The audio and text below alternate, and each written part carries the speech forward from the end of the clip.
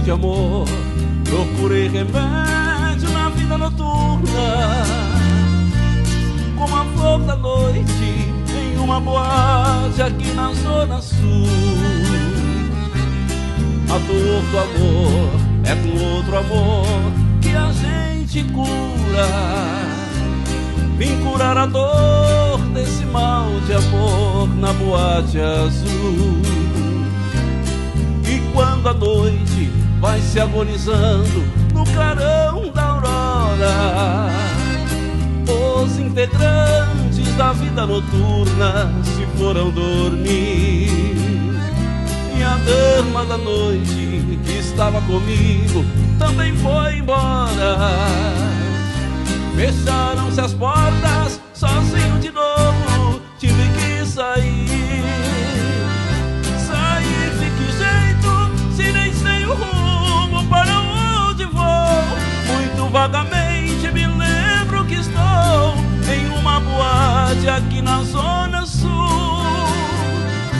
Eu bebi demais e não consigo me lembrar sequer qual era o nome daquela mulher, a flor da noite na boate azul.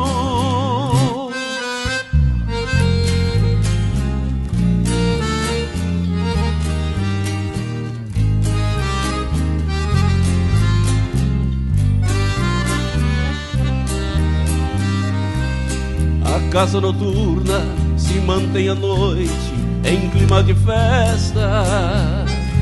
De longe se ouve vários instrumentos de cordas e metais, boêmios bebendo, cantando e dançando ao som da orquestra.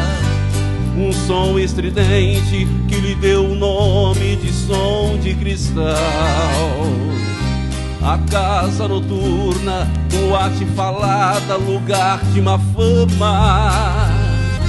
Com as portas abertas, durante a noite entra quem quiser. Porém esta noite, sem que eu esperasse, entrou uma dama. Fiquei abismado, porque se tratava da minha mulher. Ela se cansou de dormir sozinha, esperando por mim, e nessa noite resolveu dar fim à sua longa e maldita espera. Ela não quis mais levar a vida de mulher honrada, se na verdade não adiantou nada ser mulher direita conforme ela era. Ela decidiu abandonar o papel de esposa para viver entre as mariposas que fazem ponto naquele local.